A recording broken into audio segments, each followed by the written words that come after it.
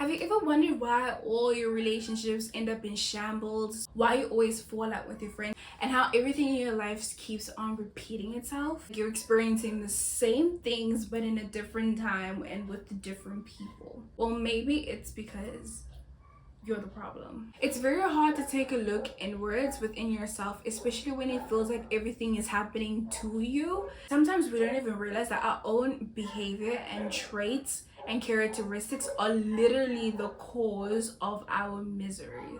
And the thing is, we have a choice of the people that we allow in and what we do and our actions and everything, as much as we think we don't. We have more control of our minds than we do, because our thoughts shape what we do, right? It shapes our actions. And the thing is, if our thoughts are not clear, then our actions are also going to be literally going to be as bad.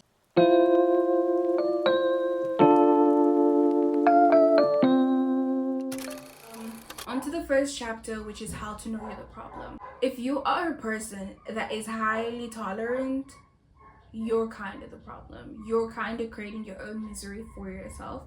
Because the thing is, you don't have to tolerate everything. You don't have to even tolerate everyone. But the thing is, you're doing it for the sake of what? Exactly. The way that you behave, and even if you're like way too patient and tolerant of certain people, they're going to take it too far and they are going to abuse that. They're going to abuse the patience and the tolerance that you have for them. And all of that patience, your behavior, your reaction towards it, that enables shit treatment. It's literally as simple as that, and you automatically become the common denominator. And then you want to ask yourself, why is it always me? It's always you because you tolerate it. If you weren't so tolerant of these other people's behaviors and the way that they treat you, they wouldn't be treating you that way, and they wouldn't be walking all over you like you're some sort of doormat. Absolutely not. It's just you and the way that you are enabling them and the way that you are treating your own self that is enabling all of this. So you need to really check within yourself and recognize that you don't want to be treated this way, because that's exactly why you're even watching this video. See that, okay, you don't want to experience the same problem and you don't want to be the problem anymore. So start by treating yourself better, and so other people can treat you better, and establishing those damn boundaries. Now, reason number 2 to know that you're the problem is that you don't practice what you preach. You say one thing, but you do the absolute other, which is something that I will never necessarily understand.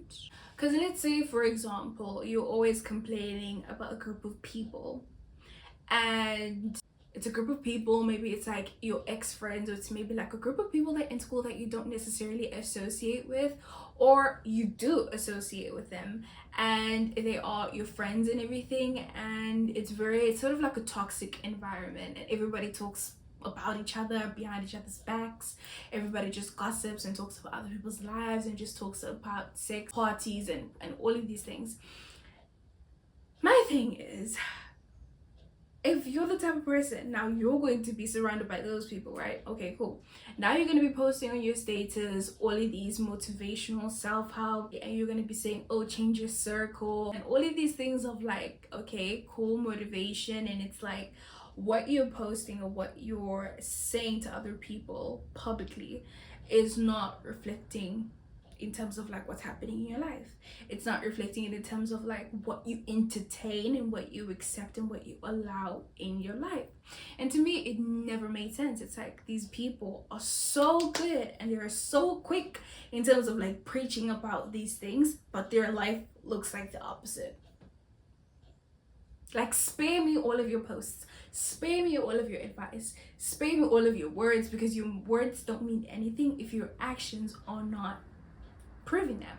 You'll complain about a group of people and say that they're toxic and they're X, Y, and Z, and that you claim that you have a mind of your own, or you're one of those people where you're like, oh, but like they're my friend, like maybe like they'll change, or maybe it's gonna get better, maybe this, maybe that. Maybe this, honey, you're just fooling yourself, and you're just allowing yourself to be stuck in a situation that you constantly complain about, but you're still within it, and you're preaching about how these people betray you, whatnot. but you're in that situation. And guess who's the problem? You. It's not the people that you surround yourself with anymore. Because you've recognized them. You've seen that they're toxic and that they do the worst things of like bottom of the barrel scrap type of things. You've realized that you've recognized that, but you're still there. You're the problem. Number 3, honestly, if you're the problem, you probably don't know how to take accountability. And honestly, seriously, let's grow up at your dinosaur age. What are you doing with your life if you're not taking accountability? How are you? Okay, please tell me, let's have a one-on-one. How are you progressing in life if you're not taking accountability? At least take accountability. Because I think people think that it ends with self-awareness. No, people can be self-aware. As I said previously, you're aware of the people that you're surrounded by, but you're doing nothing about it. Then what's the use?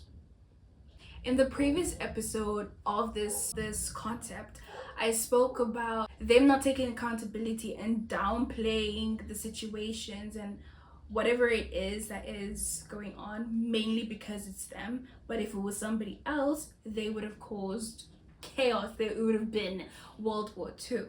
And it's just like, if you know you're that type of person, come on, do better. Number 4, how to know you're the problem? You are resistant to advice. You are resistant to feedback. And this is a major red flag because it shows that you don't want to be helped. It shows that you don't want other people to help you. You don't want to accept things from other people because you are perfectly okay with where you are right now. But then it becomes a problem because you're going to complain. You're going to say, okay, this is where I'm at with my life right now, and I'm gonna make it everybody's problem. I'm gonna make it everybody's problem because you can be a victim. Nobody would give a flip. Trust me, nobody would care. But then you decide to make it somebody else's problem. You decide to make it every person in your life right now. You decide to make it their problem. And that's when I'm like, okay, you've taken it too far. You've literally taken it too far. Number 5, you're always unhappy. The thing with being a problem or being the problem is that you're never going to be happy. So it comes with it. You know? So you're going to be unhappy. It's a given. Come on. Because the thing is, certain people don't even recognize that happiness is something that you can create. It's not something that you have to wait for somebody else to give it to you. Absolutely not. You can create that for yourself. But because you're so unhappy with the way that your life is right now, but because of you're saying these things of like life is happening to you, everything is against you, then obviously there's not going to be no sense of like happiness in your life. You're never going to be content if that's your mindset about things.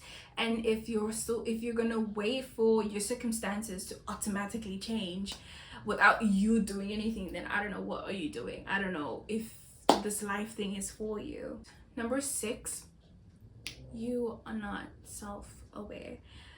The worst thing about being the problem is not knowing that you are the problem, because at least that's the first step towards something like, okay, you're self-aware, now we can go somewhere with this, now we can work with that. Now imagine you're not. Because the thing is, when you're not self-aware and now you don't even know, okay, don't even know if I'm the problem, don't even know my faults, I don't even know why my relationships end up the way that they end up. I always blame other people. Where's the awareness in that? Because you're the common denominator and you really need to live with it. Now on to the second and last chapter, which is literally just 3 simple ways that you can overcome this little problem of yours of being the problem. First things first, in the last point I spoke about self-awareness. Right now, you're going to recognize that you are the problem. Doesn't matter if you're not the problem within everything in your life, but you need to recognize your faults. You need to recognize your faults in certain situations because you're definitely at fault for something. There's no way everything just happened to you. You're at fault for something. And if you're not going to be self-aware, you're going to be stuck in that cycle. Number 2, you need to be open to change. Because the thing is with these people who don't take accountability and who are the problem, you need to realize that you have this victim mentality and you're going to be very comfortable within that victim mentality, and as humans it's very hard to come out of your comfort zone because you're so used to it. It's your comfort place. It's called your comfort zone for a reason. So by being open to change, you're going to change your circumstances. The circumstances that you constantly blame, you're going to change them, because now when you change them, you have nothing else to blame. You have nothing else to blame but yourself, because you were the one who changed them, right? So if something goes wrong, then it's going to be you at fault. Number 3, you need to determine all your behavioral patterns that you're going to incorporate and that you're going to chuck out. It's the same as like, you know, like when people have their New Year's resolutions and whatnot, and what they want to, like their ins and their outs, basically what they want to bring in, types of behaviors and habits that they want to practice and bring in order to like achieve their goals. That's what they're gonna write. They're gonna write a list of it, and then they're gonna write a list of all the outs, all the bad habits and things that literally cause them to procrastinate, be inconsistent, like cut all of those things out.